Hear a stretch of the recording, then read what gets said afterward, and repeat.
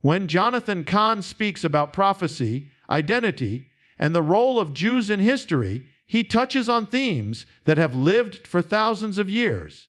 And when someone like Tucker Carlson becomes part of the conversation, we are really looking at two different traditions. One rooted in religion, scripture and mystery, and another rooted in media politics and cultural struggle. To combine these two worlds, biblical prophecy and modern American talk media, is to ask a profound question. What is the role of Jewish identity and narrative in shaping both the past and the present? The Jewish story is not a short one. It is not a tale of a decade, a century, or even a single empire. It is the history of a people who were scattered across the globe, surviving exile after exile, displacement after displacement. If you think about economic systems, as I often do, you see how these experiences shaped resilience.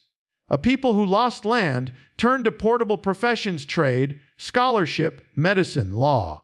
When land can be taken, you invest in knowledge, community, and skills that no empire can confiscate. This is why Jews became both deeply vulnerable and strangely resilient. Vulnerable, because rulers often saw them as outsiders who could be blamed in times of crisis. Resilient, because in every new place they adapted. That paradox, outsider and survivor, is still visible today. Now we bring Tucker Carlson into the story. Carlson represents a media voice that thrives on questioning influence.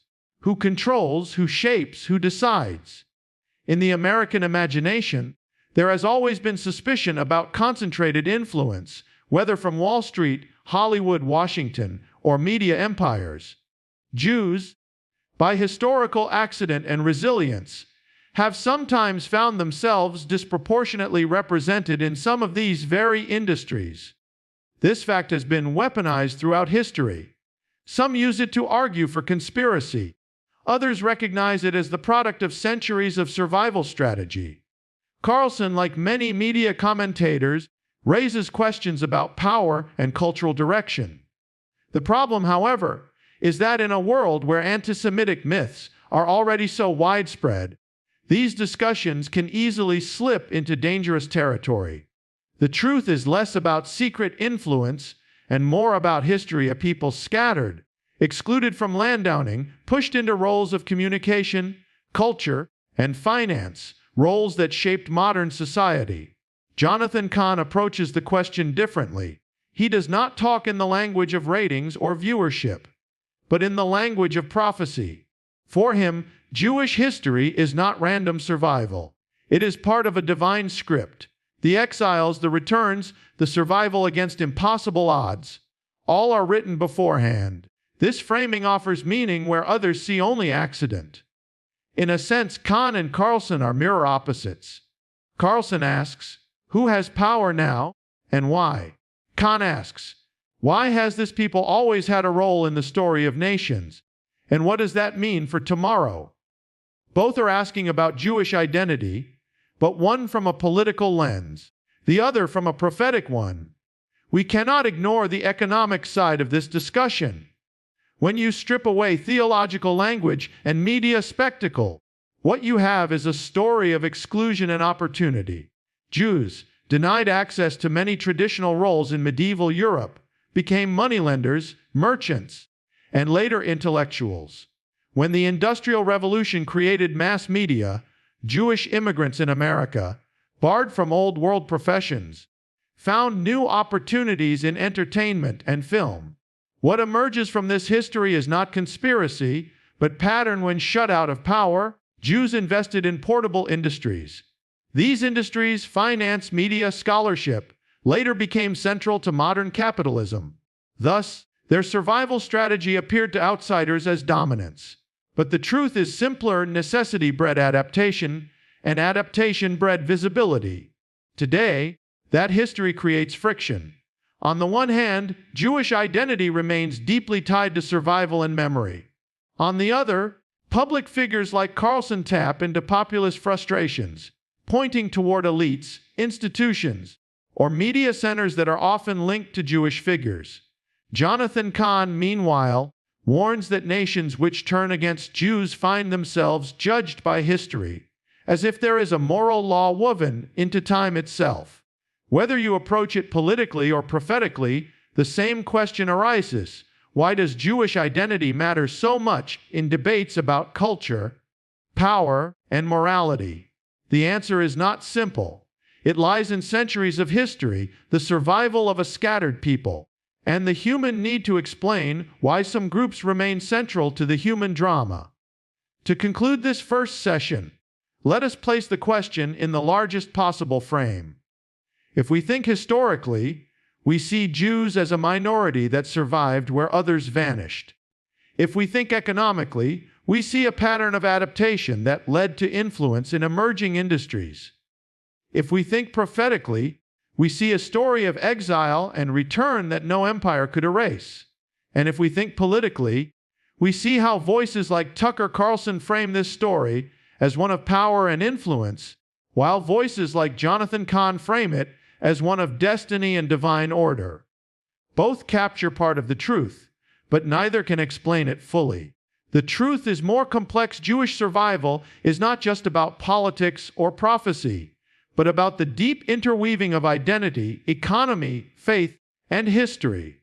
In the first session, we explored the broad historical and economic roots of Jewish survival and influence. We saw how a people forced out of land ownership and traditional roles adapted to new industries that later became central to capitalism. We also contrasted Tucker Carlson's media framing with Jonathan Cahn's prophetic vision. Now, in this second session, we need to bring the conversation to America itself, because the American stage is where Carlson, Cahn, and Jewish identity meet in a particularly sharp way. America has always been a land of contradictions, founded on religious freedom, yet scarred by exclusion, a country built by immigrants, yet filled with suspicion toward each new wave. Jews who came to America brought with them both old memories of persecution and new hopes for freedom. They settled in neighborhoods, built businesses, and, crucially, entered the media and cultural industries just as America was inventing them. This is where the story intersects with Carlson's America, first populism, and Cahn's biblical interpretation. Both men are, in different ways, responding to the reality that America is not only a military power, but a cultural empire. The images, values, and voices exported from New York, Los Angeles, and Washington shape the globe. And within that empire, Jewish voices are visible, debated, and sometimes blamed. Carlson's central method is suspicion: who sets the narrative, who decides what news is covered, what stories are told, what values are celebrated. His audience feels that elites, media corporations, universities, global institutions have moved far from the lives of ordinary Americans. In his framing, Jewish figures sometimes appear as symbols of those elites, whether in finance, Hollywood, or political lobbies. This is not always explicit, but history has shown how easily suspicion of elites turns into suspicion of Jews. What Carlson rarely acknowledges is that elites exist in every society, not because of Jewish identity, but because wealth and media concentrate in the hands of the few. The issue is not Jewishness. It is capitalism's tendency to concentrate power, and history's accident that Jews, through survival strategies, ended up visible in some of those industries. Jonathan Cahn reads America differently.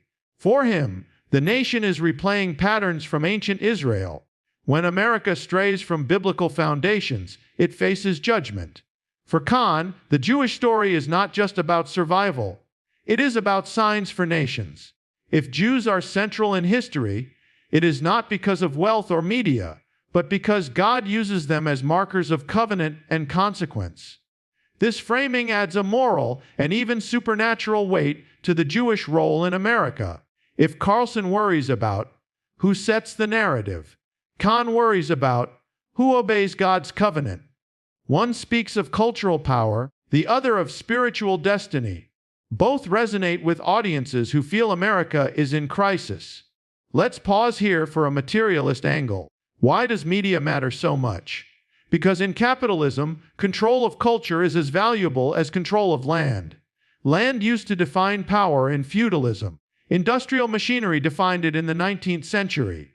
But in the 20th and 21st centuries, culture, film, news, advertising, social media defines the values people live by.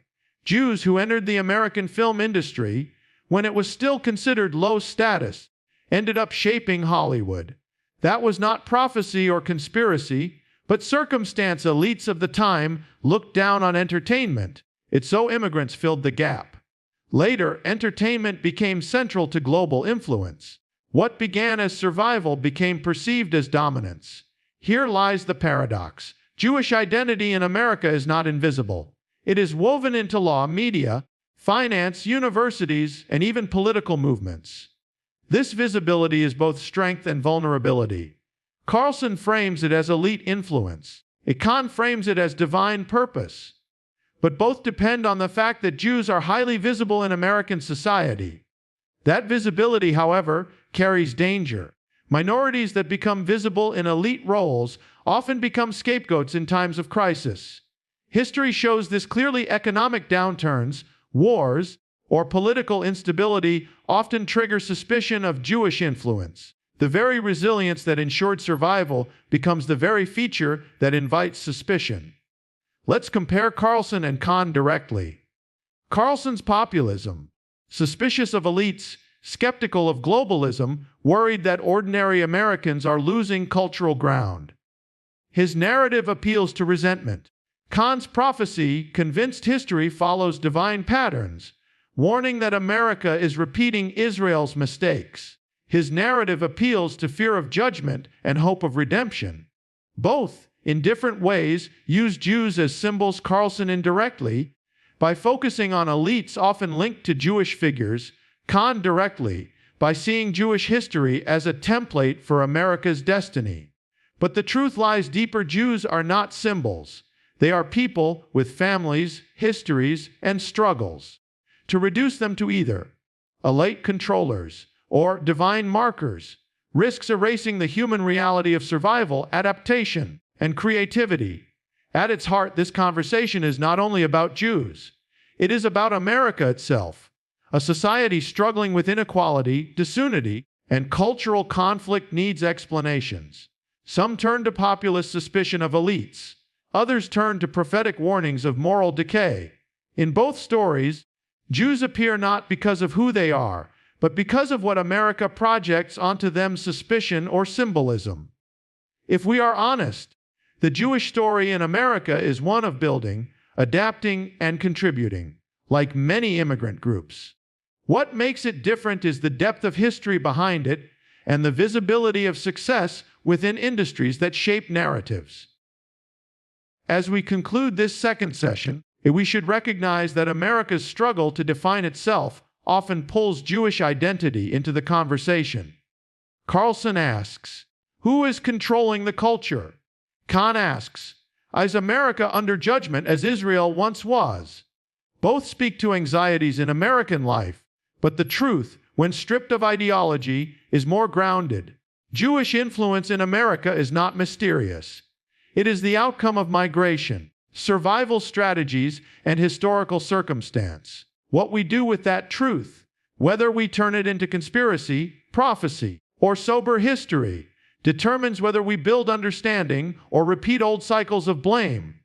In our first session, we explored Jewish identity as a long history of exile, survival, and adaptation set against voices like Tucker Carlson and Jonathan Cahn. In the second session, we turn to America as the stage where media power, populist suspicion, and prophetic interpretation collide.